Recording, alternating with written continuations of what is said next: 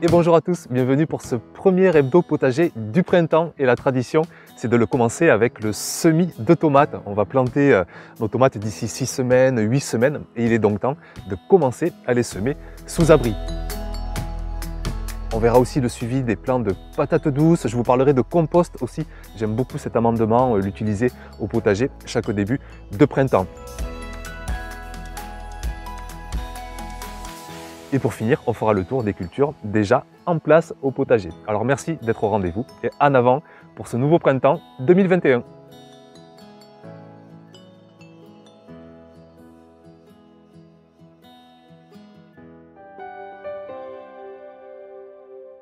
Vers la mi-mars, c'est la période où je lance vraiment le plus gros de mes semis de tomates. Ce sont toutes celles qui seront destinées à être plantées en extérieur. Alors j'utilise deux terreaux comme souvent, un terreau grossier pour remplir les 3/4 de la hauteur de mes barquettes et un terreau plus fin, un terreau à semis pour recouvrir tout juste en surface. Alors ici je fais avec une barquette, mais vous pouvez très bien faire avec des bacs à poissons par exemple, un souvenir d'il y a quelques années, je vous mets des images, j'en utilisais beaucoup. Mais c'est vrai que maintenant j'ai plus l'habitude de faire avec ces barquettes, je trouve qu'on peut les manier plus facilement, les ranger plus facilement, les nettoyer plus facilement. Donc ça c'est vraiment selon chaque jardinier, à vous de voir ce que vous préférez. Alors j'humidifie vraiment bien ce terreau, surtout qu'il commence à vite faire chaud maintenant dans la serre quand il fait soleil. Et c'est parti pour plusieurs dizaines de variétés de tomates.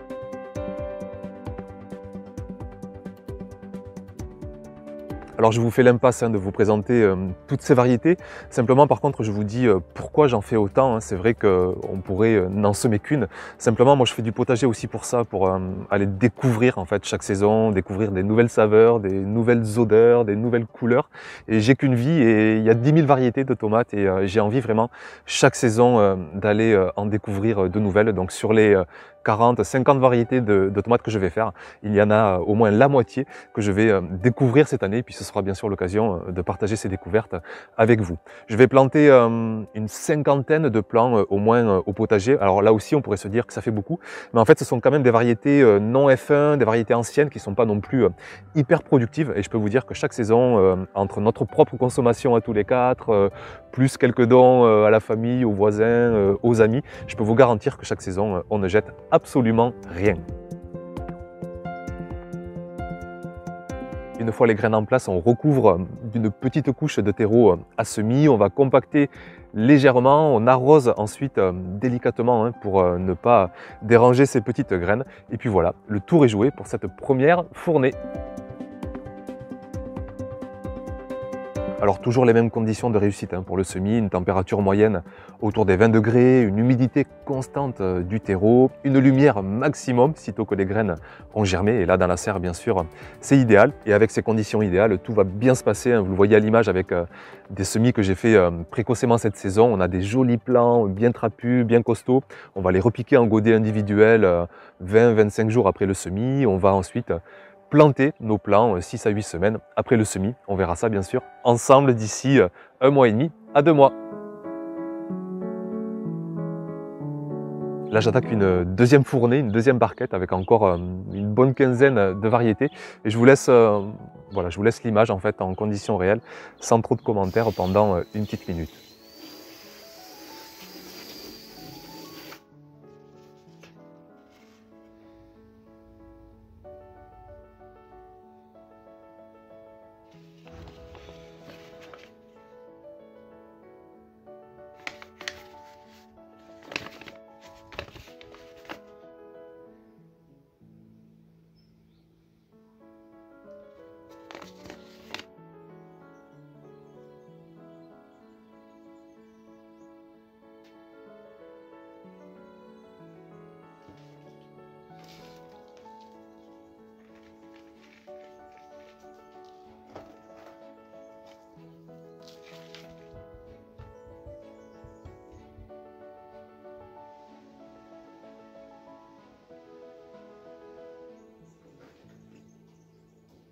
Je commence aussi quelques tout premiers semis de culture estivale, mais ça va être pour des plants qui vont aller sous serre, d'accord? Sinon, il vaut mieux attendre vraiment début avril hein, pour lancer la plupart de ces semis, que ce soit courgettes, courges, melons, pastèques, concombres, rien ne presse. Ce sont vraiment des cultures, des semis qui se développent vite et je vous les montrerai bien plus dans la grosse prochaine vidéo sur les 10 cultures à semer, planter en avril-mai au potager. Alors un petit avant-goût, on va dire, avec un semis de concombre pour des plants, hein, je le répète, qui vont aller sous serre, ou alors des plantations peut-être un peu kamikazes en extérieur, dès la mi-avril, ça peut passer hein, ici dans le sud de la France. Alors les graines sont bien plus grosses que les tomates, donc là je sème directement en godet individuel, pas besoin non plus de repiquage et pas besoin non plus de terreau à semis, hein, un simple terreau grossier, les graines vont largement bien s'y adapter. Je lance aussi un premier semis précoce de courgettes. Alors c'est pas pour mettre dans la serre, ça prendrait trop de place. C'est pour tenter des premières plantations précoces en pleine terre. Le semis de courgettes, ça va très vite. Hein. En 4 semaines, le plant est prêt. Donc j'aurai mes premiers plants vers la mi-fin avril. Ça peut passer par ici. Et puis bien sûr, je vais étaler mes semis pour avoir des plants bien vigoureux, bien en forme, jusqu'au mois d'octobre. Hein, largement, la courgette, on peut vraiment s'en régaler pendant plusieurs mois et en plus c'est hyper productif donc vraiment j'espère encore réussir au mieux cette culture cette saison. Alors comme pour les concombres, hein, les graines sont quand même assez grosses donc directement en godet individuel, directement dans du terreau universel, du terreau grossier et d'ici 4 semaines donc directement en pleine terre. Du coup, la table à semis commence à bien se remplir, hein, ça y est, entre les blettes, les betteraves, les tomates, des fleurs, des salades, les aubergines, les piments, les poivrons. Et j'ai même semé quelques engrais verts en godets, des godets de facélie, de moutarde par exemple. Je l'ai fait la saison dernière et je trouvais ça sympa. Je prends ces godets et je vais en implanter un peu partout au potager, entre deux cultures, en bout de parcelle. Et ça fait vraiment de belles floraisons, ça attire un maximum de pollinisateurs et je trouve que c'est vraiment sympa comme effet en pleine saison. On passe au bouturage des patates douces et je continue donc d'essayer de faire mes propres plants pour cette nouvelle saison. Alors je vous rappelle rapidement le processus, hein. J'ai d'abord mis à germer des patates douces dans du terreau ou dans de l'eau aussi en immersion. Ensuite j'ai prélevé des morceaux de liane en prenant soin de chaque fois laisser au moins 2 yeux par bouture. Ensuite j'ai mis ces boutures en immersion dans de l'eau, avec toujours au moins un œil dans l'eau et un œil hors eau. Et là maintenant, je vous montre en détail le dernier stade pour faire ses propres plants.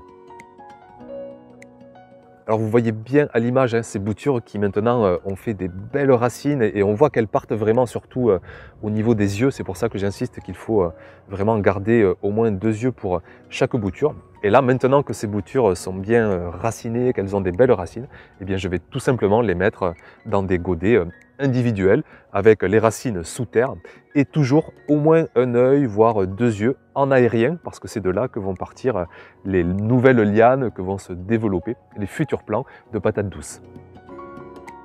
Alors surtout ne vous inquiétez pas si vous en êtes encore au tout premier stade, hein. Je suis vraiment en avance, les 3 plants que vous voyez là, ils vont aller dans la serre et puis les autres je vais les planter quand même assez tôt vu que je suis, je le répète, dans une région très douce. Donc si vous avez un mois de retard, c'est pas grave, c'est presque même normal, c'est plutôt moi qui suis en avance. Donc voilà pour cette façon de faire des boutures. Je ne dis pas que c'est une façon, une vérité de les faire, mais en tout cas je pense que c'est une bonne façon de réussir au mieux ses propres plants de patates douces.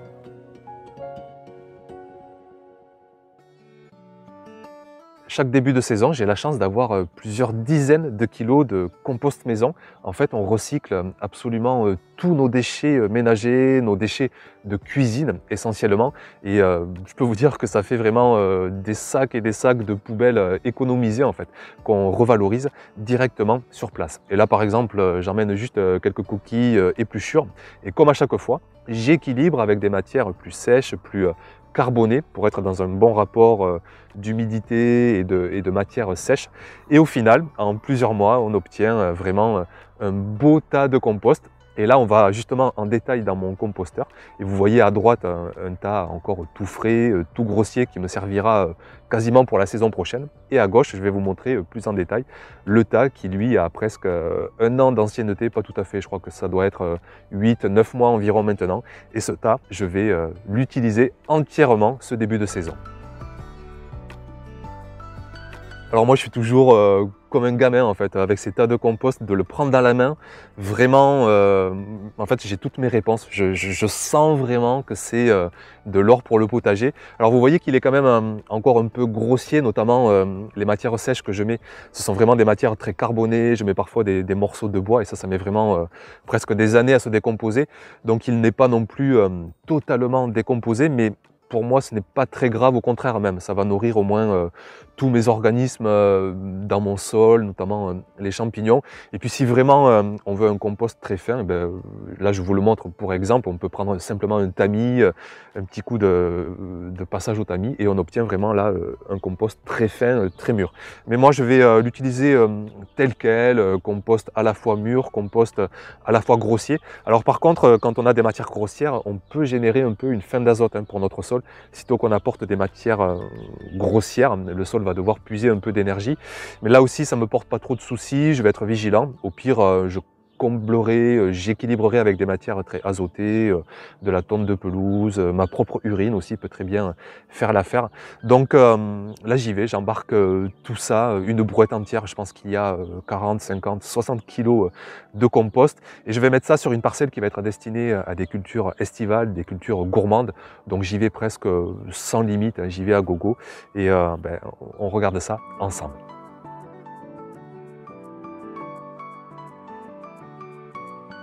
Alors là, je vais sur une parcelle qui n'avait pas eu d'engrais verts, qui a juste été bien paillée depuis la saison dernière. Donc je dépaille, j'y vais à coups de pelleté de compost, j'intègre un petit peu au premier centimètre de terre et puis je repaille tout simplement une fois que j'ai mis ma dose de compost et je fais ça mètre carré par mètre carré.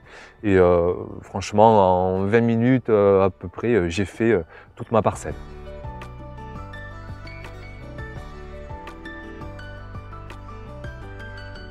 Au passage, c'est l'occasion de vous souhaiter un bon appétit, notamment si vous êtes en train de déjeuner. Je vous montre en gros plan des larves de cétoine qui avaient beaucoup dans mon tas de compost. Et là, du coup, elles se retrouvent sur ma parcelle. Alors, les larves de cétoine, c'est génial. Il ne faut pas confondre avec les larves de hanneton.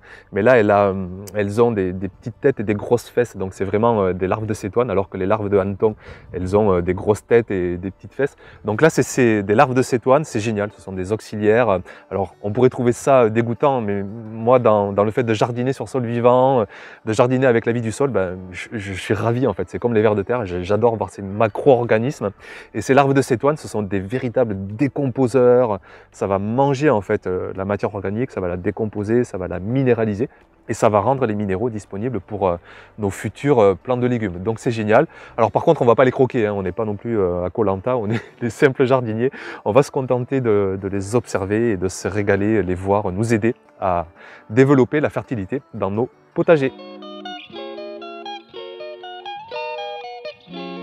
La semaine dernière, je suis allé repiquer quelques gousses d'ail que j'avais plantées en godet parce que j'ai des oiseaux qui m'en déracinent pas mal en pleine terre. Je ne sais pas trop pourquoi. Enfin, maintenant ça s'est calmé, mais j'en ai eu quelques-unes déracinées, donc j'ai pris des précautions en godet. Et j'en profite aussi pour remplacer quelques plants d'ail qui ont pourri en fait avec l'hiver. Il y en a ils ont dû prendre trop d'humidité, trop de gel. Et du coup, je complète mes plantations d'ail avec ces gousses que j'ai plantées en godet. Et pour l'échalote, c'est pareil, j'en ai mis quelques-unes en godet, et d'ailleurs c'est l'occasion de voir les belles racines qu'elles développent. Et là, je vais tout simplement les replanter en pleine terre.